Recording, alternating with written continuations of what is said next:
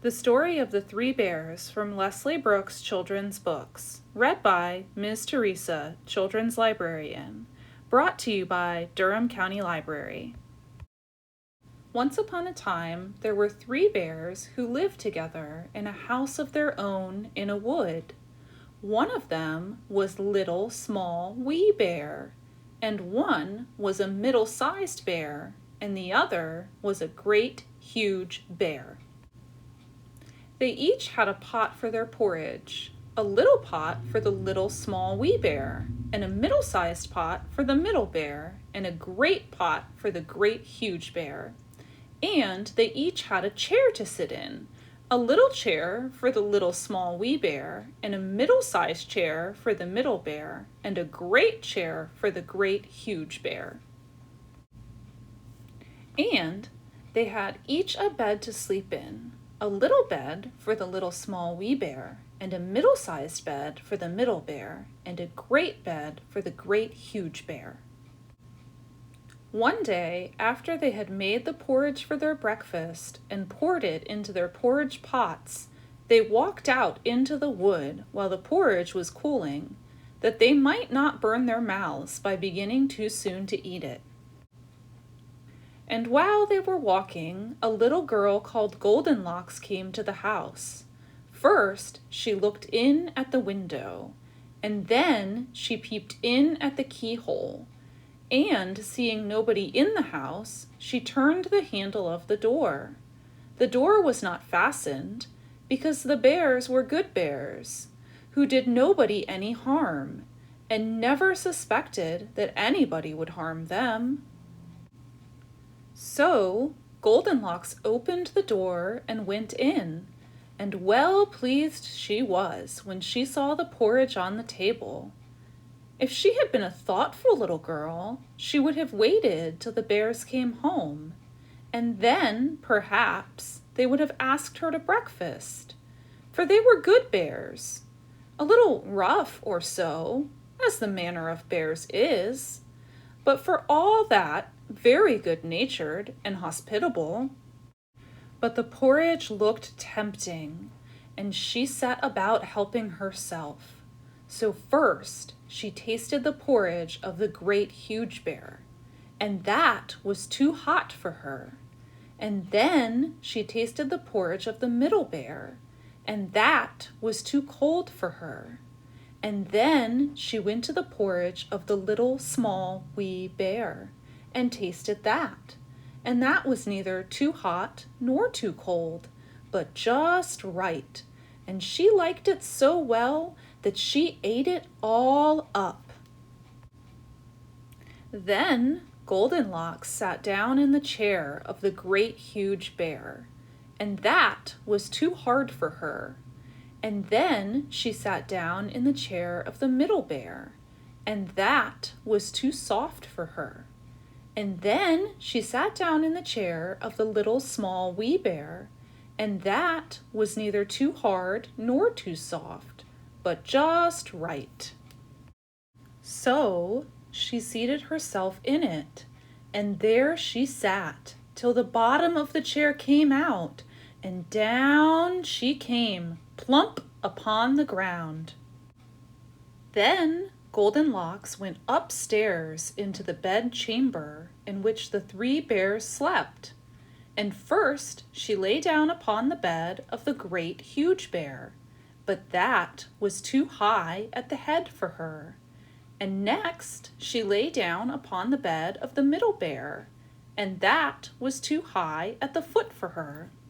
And then she lay down upon the bed of the Little Small Wee Bear, and that was neither too high at the head nor at the foot, but just right. So she covered herself up comfortably and lay there till she fell fast asleep. By this time, the three bears thought their porridge would be cool enough, so they came home to breakfast. Now Goldenlocks had left the spoon of the great huge bear standing in his porridge. "Somebody has been at my porridge," said the great huge bear in his great rough, gruff voice. And when the middle bear looked at hers, she saw that the spoon was standing in it too. "Somebody has been at my porridge," said the middle bear in her middle voice. Then the little small wee bear looked at his, and there was the spoon in the porridge pot, but the porridge was all gone. "Somebody has been at my porridge and has eaten it all up," said the little small wee bear in his little small wee voice. Upon this, the three bears, seeing that someone had entered their house and eaten up the little small wee bear's breakfast, began to look about them. Now Goldenlocks had not put the hard cushion straight when she rose from the chair of the great huge bear. "Somebody has been sitting in my chair," said the great huge bear in his great rough, gruff voice. And Goldenlocks had squatted down the soft cushion of the middle bear. "Somebody has been sitting in my chair," said the middle bear in her middle voice. And you know what Goldenlocks had done to the third chair. "Somebody has been sitting in my chair and has sat the bottom out of it," said the little small wee bear in his little small wee voice. Then the three bears thought it necessary that they should make farther search, so they went upstairs into their bedchamber. Now Goldenlocks had pulled the pillow of the great huge bear out of its place. "Somebody has been lying in my bed," said the great huge bear in his great rough, gruff voice. And Goldenlocks had pulled the bolster of the middle bear out of its place. "Somebody has been lying in my bed," said the middle bear in her middle voice. And when the little small wee bear came to look at his bed, there was the bolster in its place, and the pillow in its place upon the bolster, and upon the pillow was the head of Goldenlocks, which was not in its place, for she had no business there. "Somebody has been lying in my bed, and here she is," said the little small wee bear in his little small wee voice.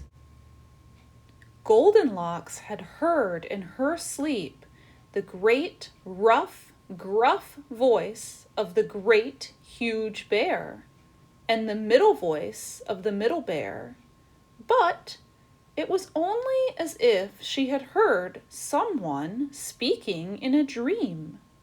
But when she heard the little small wee voice of the little small wee bear, it was so sharp and so shrill that it awakened her at once. Up she started, and when she saw the three bears on one side of the bed, she tumbled herself out at the other and ran to the window. Now the window was open because the bears, like good tidy bears as they were, always opened their bedchamber window when they got up in the morning. Out Goldenlocks jumped and ran away as fast as she could, never looking behind her. And what happened to her afterwards, I cannot tell, but the three bears never saw anything more of her. The end. Thank you for joining me. See you next time.